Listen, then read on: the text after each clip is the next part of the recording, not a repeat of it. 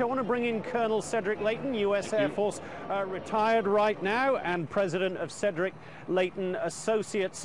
Colonel, what do you make of this situation in Egypt? Is it, as his critics say, an outright power grab by President Morsi in a return to the days of dictatorship? Well, Jonathan, it sure looks like that. And the problem that I think the Western world is going to be confronted with is the fact that Morsi is going to do everything he possibly can to consolidate his power, not only with his Islamic power base, but also by neutralizing the armed forces. There's very little that you hear from any of the service chiefs in Egypt, and it seems as if he has either co-opted them or somehow bought their acquiescence in this process. The Constitutional Convention that Steve mentioned is not really a convention. It's just basically a constitutional diktat, and that is going to create some real problems in terms of Morsi's future legitimacy as a political leader in Egypt.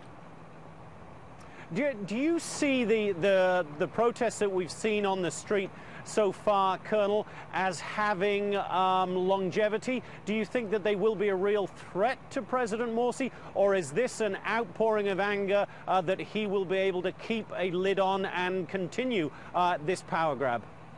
It all depends on what the armed forces decides to do. The armed forces, the intelligence service, and the police forces are all key to this. So if President Morsi has actually bought their allegiance, then it will be much easier for him to maintain power. However, if there are cracks in that allegiance from the military or from the police or from the intelligence services, then there is a chance that this popular uprising will truly become a popular uprising and will be something that might subsume his regime. So there's a lot of danger in this for President Morsi, but there's also equal danger for all the opposition forces as well. I wonder, Colonel, how you see this having played out in President Morsi's mind. We saw him being lauded by the U.S. and others for his role in bringing about a ceasefire between Israel and Hamas in Gaza. And then just days after that, we got this announcement of his new powers. Do you believe that he had this in mind all along? If I do this for the ceasefire process, then I'll have some political capital I can spend and I can seize these powers and the U.S. and others won't be able to criticize me? Or do you think he played his part in the ceasefire and then suddenly thought, hey, this would be a good time to make a power grab? Well, I'm sure he has his moments of opportunism, but the speed with which he did this indicates to me that he really had planned this all along. He was looking for some vehicle or some situation that would enable him to assume nearly total power for the Muslim Brotherhood and for himself as the president. It is somewhat surprising for outside observers to see this, because they certainly did not think he would do this, myself included. But when it came to the actual timetable that he was using, he was flexible enough to implement this with lightning speed. And you have to give him, at least from a political standpoint, a lot of credit for his perhaps Machiavellian instincts in making this work. On the other hand, you look at all the different factors involved with this, and I think the opportunistic aspect was one in which he began to realize that once he received this praise from the United States in particular, he could use that to his advantage, and that somewhat neutralizes the Egyptian opposition. So the time was opportune, but the planning was in place for a long, long time. Now, Colonel, under President Hosni Mubarak, Egypt, for all the wrongs he perpetrated on his own people, it was a cornerstone of stability in the Middle East because of the peace accords between Egypt and Israel. How worried should we be, and should we be worried at all, in fact, that President Morsi is seeking similar sort of dictatorial powers, but he is a member of the Muslim Brotherhood? He has proven himself to be a willing participant in the peace process in terms of Israel and Hamas recently. So should we view him as somebody we can work with, or should we view him as a danger to U.S. interests at this point? I think we have to be very careful with him and how he's planning to do things. What particularly interests me is his relationship with Iran. The fact that Iranian ships have been allowed to transit the Suez Canal, for example, that is something that President Mubarak and before him President Sadat never allowed through the Suez Canal. It didn't allow that kind of transit. And when you look at how they are working this particular issue with the Egyptian relationship in the Middle East with other players in the Middle East, that's going to be something that we have to keep very, very close tabs on. I think there are potentials in terms of the peace process with President Morsi, but I also believe that he has his own agenda, and it may not always align with the West, and it may not always align with other players like Iran. So he's, I think, carving out an independent player role for himself, but it may at times be antithetical to U.S. interests. All right, let's turn to the vote here at the United Nations later this afternoon, Colonel. The recognition, effectively, of a Palestinian state. Your view of this, the Palestinian view that this is morally, politically overdue, it will help the peace process, or the Israeli view that this will hinder rather than help matters on that score? Well, I think in this case you have to look at perception as being reality, and from a Palestinian standpoint, when you see how the Palestinians have worked the goal of achieving statehood for a long, long time for the Palestinian entities, for them this is a key and critical factor. For the Israelis, as you pointed out, they see this as being much more than a symbolic gesture. I think in real life, you know, once diplomacy has done its thing and the vote is taken place at the UN, I would say that the Palestinians will come out ahead in terms of gaining something on the international political stage.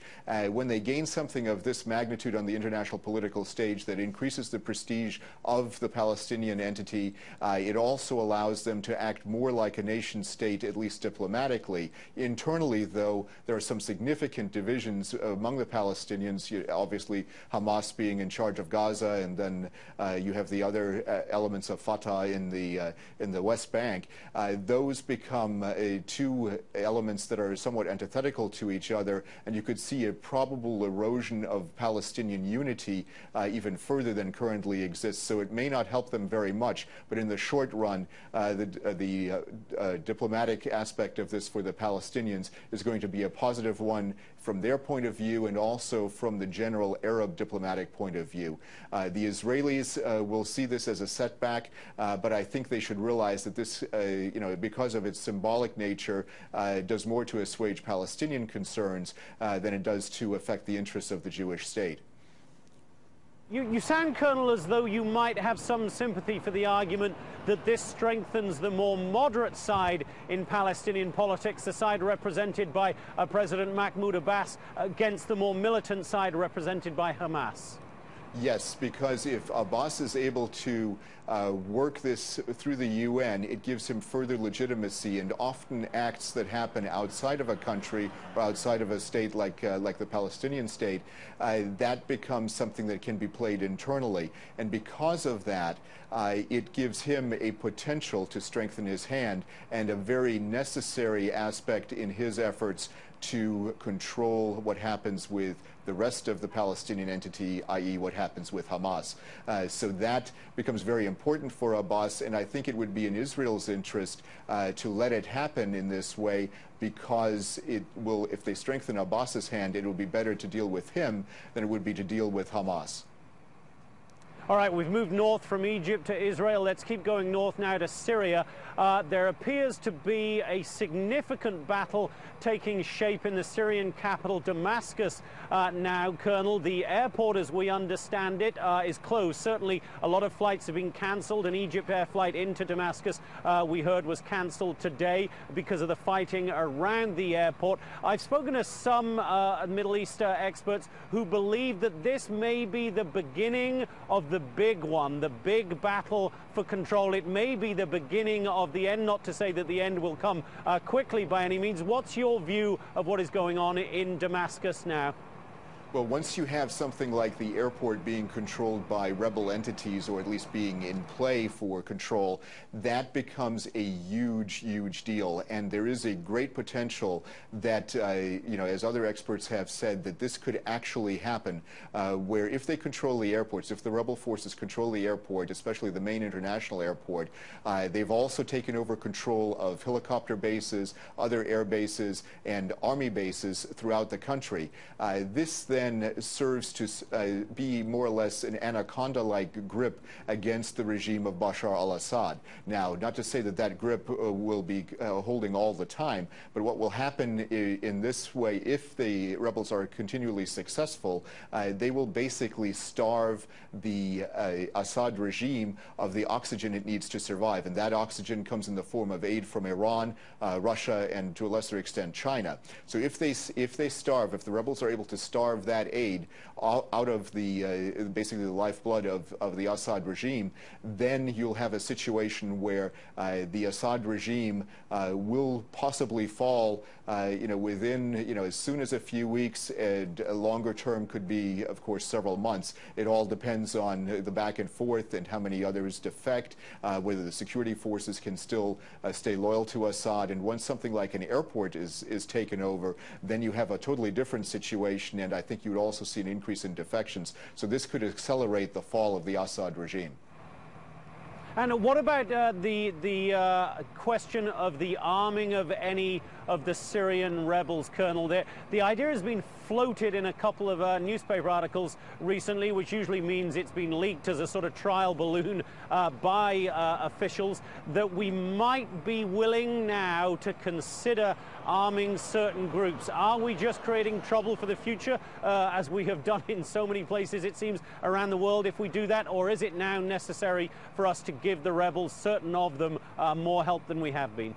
Well, I think we're a bit late, Jonathan, in terms of actually helping the rebels at this point. Not that we shouldn't do it if we can find the right ones. The problem that we have is that this could be a replay of what happened in Afghanistan when we were supporting the Taliban and similar elements that were going against the old Soviet Union. As you may recall, there were a lot of Stinger missiles that all of a sudden mysteriously appeared in Taliban hands during the Soviet occupation of Afghanistan. And in this particular case, the same thing seems to be happening, that Stinger missiles, probably supplied through Qatar and Saudi Arabia and other nations that are supportive of the rebels, are being used by the rebel forces to go after Syrian helicopters, Syrian aircraft, that is Syrian government helicopters and Syrian government aircraft. And that is, of course, accelerating the success that the rebels are having. But by the same token, these weapons are falling into the hands of rebel groups that are more likely to be aligned with Al-Qaeda and Muslim Brotherhood type elements than they are to be aligned with secular elements. And that is the big danger. So in one way, we want to accelerate the demise of the Assad regime because it's an Iranian ally. It is a major player in the Middle East for the Iranians and for the Russians. But by the other token, on the other hand, we're looking at a situation where there are going to be so many players out there that we risk the disintegration of the Syrian state. And when the political entity of Syria, irrespective of which government controls it, breaks up into different fiefdoms controlled by different warlords, which is a distinct possibility, that then will speak to a greater weakness within the Middle East and may result in a lot of proxy wars going on in what is now known as Syria. All right, certainly hard to see anything other than chaos being the result of the fall of Assad, at least in the short to medium term. Colonel Cedric Leighton, U.S. Air Force retired, president of Cedric Leighton Associates. Thanks so much for your expertise on a range of Middle East subjects, as always. Colonel, good to see you. Good to see you too, Jonathan. Thanks so much for having me.